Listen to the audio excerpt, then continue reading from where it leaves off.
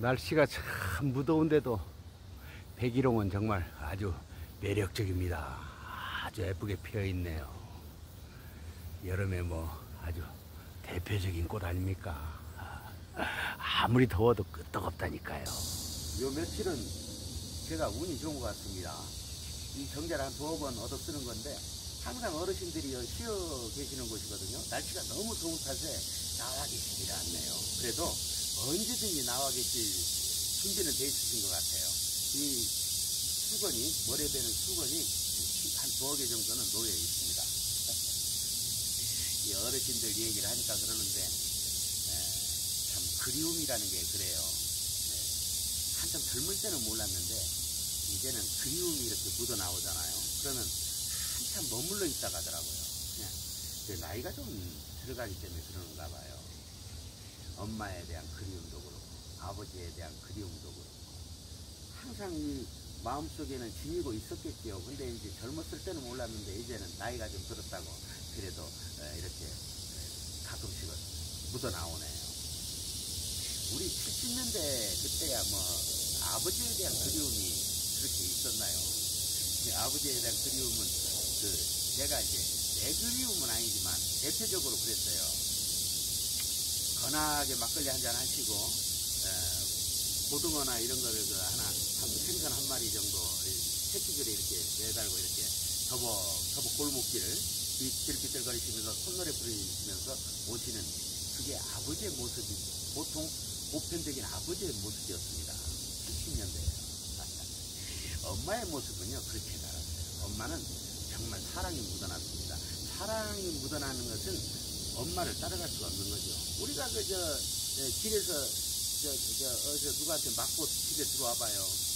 아버지는요 사내 녀석이 왜 이렇게 맞고 돌아다니나 하면서 되려 아버지는 또 더 때려요. 그런데 엄마는 그러지 않습니다. 엄마는 묻지도 따지지도 않습니다. 누구한테 맞았어?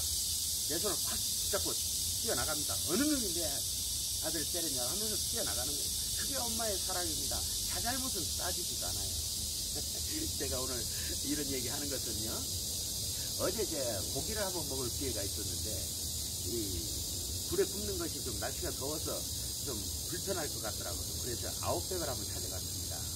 그 젊은 종업원이 서빙하는 종업원이 주문을 받으면서 이 얘기를 이렇게 해주는데 아무래도 이제 나이가 좀 있다 보니까 런치 메뉴를 이렇게 선택을 해서 가는데 아무래도 좀 버벅거리고 그러지 않았겠어요?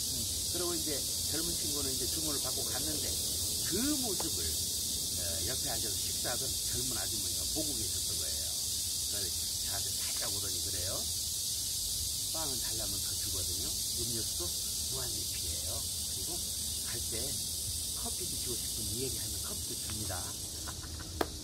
얼마나 따뜻한 모습이든지 정말 좋았습니다. 보기도 멀었어요. 근데 그 아주머니도 아마 부모님 생각이 났을 겁니다. 이렇게 좀 버벅대고 조금 뭔가 어리숙한 모습이 자기 부모님도 그러셨겠구나, 어디선가 그러시겠구나, 그러지 않았겠어요. 그랬을 것 같아요. 그래서 그랬을 겁니다. 근데 저는 정말 고마웠어요. 아직도 우리 사회는 각박하다고는 하지만 정말 살아갈 그런 정들이 곳곳에 숨어져 있구나 하는 생각이 들었습니다. 참 좋았습니다. 짧은 시간이었지만 가족이라는 울타리가 그런 것 같아요. 뻐꾸기가 남의 둥지에 알을 낳고 그렇게 울어대듯이 이 울타리라는 것이 그렇게, 둥지라는 것이 그렇게 쉬운 건 아니잖아요. 어느 꼬마 아이가 가족이라는 타이틀을 가지고 그림을 그리는 그 스케치북을 봤는데요.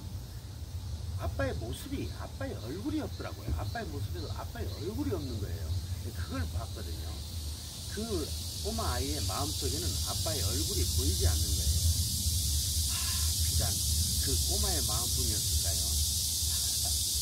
저도 제 아이들에게 어떤 그림이 그려져 있을지 여태껏 생각을 못 해봤네요. 우리 엄마, 아버지에 대한 그림은 또 내가 얼마나 어떻게 그려나갈 수 있을지 그것도 생각을 못 해봤습니다.